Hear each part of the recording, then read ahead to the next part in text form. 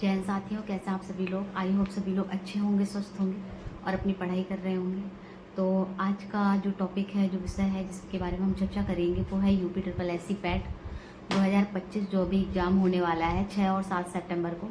उसके बारे में बात करेंगे कि कैसे हमें पढ़ना है कि हम एक अच्छा स्कोर ला पाएँ और हम अपनी यूपी ट्रिपल एस सी के थ्रू जो भी वैकेंसी आती है पैट के थ्रू, वो उसमें अपनी एक सीट पक्की कर सकें। तो लास्ट 10 डेज बचे हुए हैं।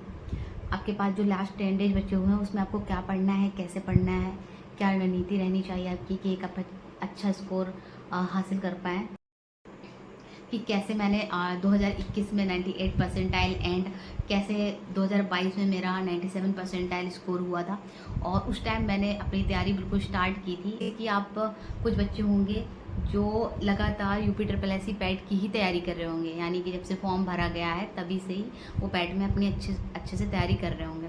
एंड सेकेंड वो लोग हैं जो अभी तैयारी तो कर रहे हैं लेकिन वो पैट की नहीं कर रहे हैं, वो किसी और चीज़ की तैयारी कर रहे हैं। कोई दरोगा की तैयारी कर रहा है, कोई किसी और चीज़ की तैयारी कर रहा है। मतलब वो तैयारी में है, सब कुछ पढ़ रहा है, लेकिन वो UP triple S C PET के सिलेबस के थ्रू अकॉर्डिंग तैयारी नहीं कर रहा है।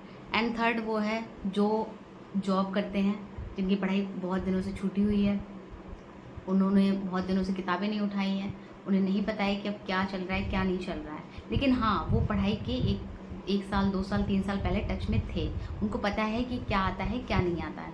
एंड फोर्थ उस टाइप के लोग हैं जो बिल्कुल फ्रेशर हैं, मतलब कि जिन्होंने अभी अभी 12th किया है, उन्होंने फॉर्म भरा था, या जो अभी ग्रेजुएशन कर रहे हैं अभी उनको कंपटीशन की कुछ भी नॉलेज नहीं है, उन्होंने कुछ नहीं पढ़ा है कंपटीशन में क्या है क्या नहीं, तो वो उनके लिए है। ठीक है, जो मेन 4 पॉइंट आपको समझ में आए कि जो लोग लगातार तैयारी कर रहे हैं वो अपनी तैयारी करते रहें, रिवीजन करते रहें, मॉक टेस्ट अभी देते रहें। ठीक है, उसके बाद आपको जो लास्ट के 2-3 दिन है उस दिन आप मॉक टेस्ट मत दीजिए, नहीं तो आप लोग होपलेस हो जाएंगे अगर आपके मार्क्स कम आए।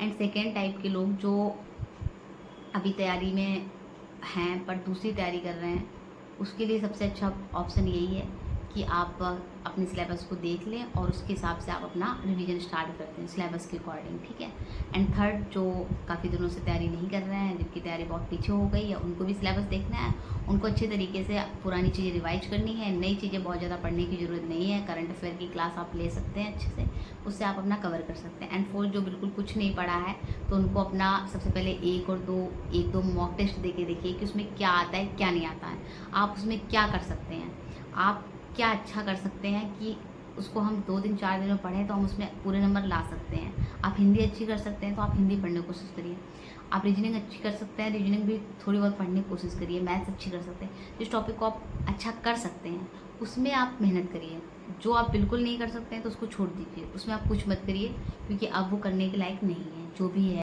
एंड 3 से 4 की पॉइंट आपको याद रखने हैं। एंड फर्स्ट कि अभी आपको सिर्फ और सिर्फ रिवीजन करना है, कोई भी लगातार अभी 6 से 7 दिन आपको मॉक टेस्ट देने हैं, लेकिन लास्ट के 2 से 3 दिन है उसमें आपको मॉक टेस्ट नहीं देना है, क्योंकि अगर आपके नंबर कम आएंगे तो आप लोग होपलेस हो जाएंगे, वहाँ पे डिमोटिवेट होंगे कि नंबर कम आ रहे हैं, पता नहीं एग्जाम हॉल में हम कैसे कर पाएंगे, नंबर कम आए, अभी नंबर कम आ रहे हैं तो वहाँ पे कैसे हम अच्छे नंबर कर पाएंगे।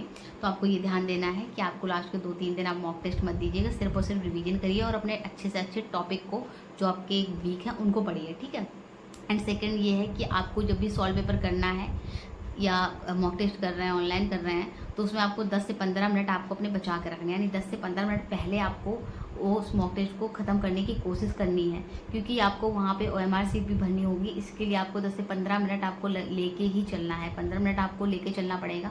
तो आप सबसे पहले 15 मिनट अपने बचाइए, ये मत देखिए कि मैं पूरा जितने घंटे हैं उतने मैं पूरा कर ले रही हूँ तो सही है, नहीं, आपको 15 मिनट पहले से ही बचा के लेना है, उसके बाद ही आप उसको पहले ही ख़त्म करिए, 15 मिनट पहले ही ख़त्म करने की कोशिश करिए मॉक टेस्ट या सॉल्व पेपर जो भी कर रहे हैं आपको।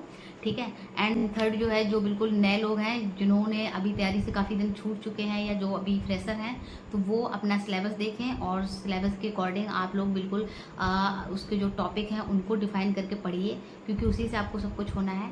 और आप कोई नई बुक्स या नई किताबें मत लीजिए, क्योंकि आप नई चीज़ें लेना, नया पढ़ना टाइम वेस्ट ही है। तो आप सिलेबस के अकॉर्डिंग पढ़ाई करिए जितना हो सके, उसी से आने की पूरी पॉसिबिलिटी होती है कि क्या आना है क्या नहीं आना है। ठीक है, एंड जो लास्ट एंड सबसे इम्पोर्टेंट बात कि आप किसी भी सब्जेक्ट के जो टॉपिक हैं, मेन जो पॉइंट हैं, उनको पढ़ना शुरू करिए। जैसे कि इकोनॉमिक्स में आप ले जीएसटी, यानी कि इससे एक नंबर आना है तो आप जीएसटी को अच्छे से कवर कर लीजिए। जीएसटी आपको पता है कि जीएसटी से एक क्वेश्चन जरूर आना है, तो आप उसको कवर कर लीजिए, अच्छे से कर लीजिए। आधा घंटा दे के उसको अच्छे से कवर कर लीजिए, उससे आपका एक क्वेश्चन जरूर फंसेगा।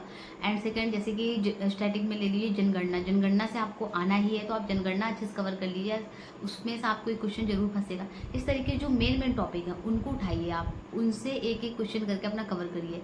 जिस तरीके से मैंने आपको बताया, जीएसटी हो गई, जनगणना हो गई, इन भारत और भारत के पड़ोसी देश भी आता है, तो उसमें से आपको पढ़ना है कि उसमें क्या कौन सी सीमा किससे लगती है कि नहीं लगती। ऐसे आप कुछ जरूरी टॉपिक उठा के उनको पढ़ लीजिए, उससे आपके नंबर जरूर बनेंगे।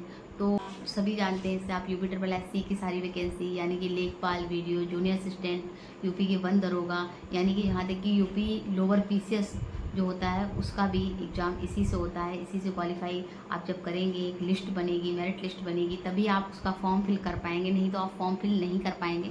तो इसलिए मैंने भी ये फॉर्म भरा था और मेरा भी ये एग्ज़ाम है। तो मुझे लगता है कि अगर मैं एग्ज़ाम देने जा रही हूँ, अगर जा पाती हूँ, तो मुझे कुछ तो पढ़ के जाना चाहिए। एटलीस्ट जितना मुझे आता है उसको रिवीजन करके मुझे जाना चाहिए। तो अभी एग्ज़ाम सिटी नहीं आई है, तो आने वाली है, बहुत जल्दी आ जाएगी। तो आप लोग बताइएगा कमेंट बॉक्स में कि आप जब भी सिटी आ जाए कि आपका कहाँ पे कौन सा सेंटर गया है। तो आप पढ़ते रहिए, स्वस्थ रहिए और मिलते हैं आप लोगों से नेक्स्ट वीडियो में नई जानकारी के साथ। तब तक के लिए जय हिंद, थैंक यू।